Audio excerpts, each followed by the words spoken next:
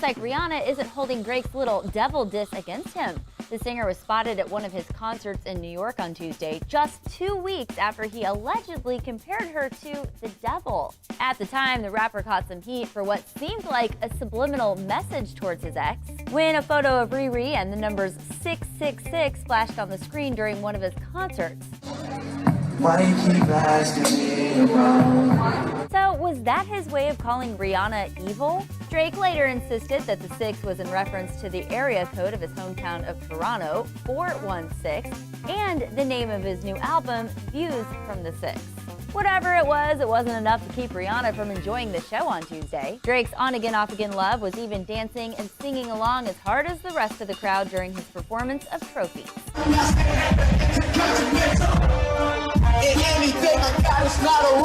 And Riri did manage to stop by backstage, where she took this cute pic with Lil Wayne's daughter, Reginae. Hey YouTube world, harvest is plenty. I hope all is well. I have some information that I want to share with you guys. It's one of those things that make you go, Well, there's this pastor. He had what is called a NDE, or near-death experience. He had a heart attack, and being a pastor, he thought that if he died, he would automatically go to heaven. But instead, he descended down into hell. And while he was there, he said that he was tortured with Rihanna's music. He said the demons were singing Rihanna's songs. So as I said, it's one of those things that make you go, And so I will leave a copy of this article below in the comment section. Just click the drop down arrow and you can see the article and read it at your leisure. I will now cut to the interview of the pastor. Until my next video, thank you guys, take care, and God bless. So is it true that you saw hell? Oh yes, absolutely. I saw the real hell. I was there. And I wouldn't wish that upon my worst enemy. I don't care what a person has done to me. I would never wish that on them. But for me, the way it went is that I thought that I was having a heart attack. And my spirit left my physical body. And I thought that I was going upward, but because I thought I had done so much good in this lifetime and helped so many people and made so many decisions that were godly decisions. But as opposed to me going up, I went down. And I went literally into the center of the earth. And that's where hell is. Jesus even said that in the scriptures. He says, just as Jonah was 3 days and 3 nights in the belly of a whale, so shall the Son of Man be 3 days and 3 nights in the belly of the earth, which is where hell is. The things that I saw were literally undescribable, and it just makes me emotional every time I talk about it. But it was one of the things that I saw that just blew me away was there's a man on all fours like a dog. He was burned from the crown of his head to the soles of his feet, and his eyes were bulging out. And what was worse than that is that he had a chain around his neck. So he was like a dog in hell. And what was even worse than that is that who was holding the chain? It was a demon holding the chain. And I knew, because they're not said, they're known. It's like a telepathic communication.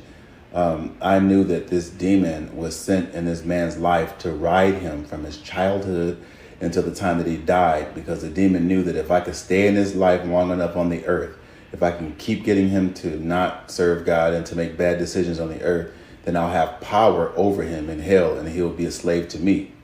So it's like twice a slave. It's like you're a slave on the earth to the things of the devil, and then in hell you're really like a tormented dog slave. And then there was another part that I experienced that just blew me away. It still baffles me to this day. There was a section in hell where music was playing, and it was the same music that we hear on the earth, but as opposed to entertainers singing it, the music demons were singing it. And it was some of the same lyrics that we hear here. And then again, things, like I said, things are not telepathically, things are telepathically known there. I knew that on earth, a lot of the lyrics and the music and the songs are inspired by demons. So sometimes when people smoke to get high and to get lyrics and to get verses and rappers and all those things.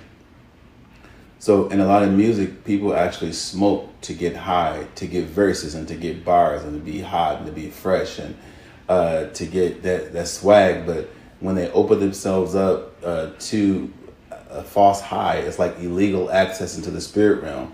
They actually come in contact with demons who give them lyrics for the purpose of controlling people on the earth. So here, music is for like to get over a breakup. Don't worry, be happy. I busted windows out your car, or under my umbrella, or whatever. Every lyric to every song is to torment you as to the fact that you didn't worship God through music when you were on the earth. So it's like, you had a chance to worship him in church and worship him at home and worship him through music, but you chose to worship Satan by repeating the lyrics that he inspired to come into the earth. So there's people there for that, because music is very controlling. And I was angry with God, because it's like, how did I do this much good and I'm actually in hell? Well, I lifted up out of hell and I came back on the earth, and God began to speak to me. I actually saw the real Jesus. I saw him, and he began to speak to me, and he said, you have been secretly upset with the people that hurt you. You have been hoping that I would punish the people that hurt you. He said, these are not your people. These are my people. He says, I only want you to focus on the assignment that I'm giving you, because I want to do something through you that the world hasn't seen.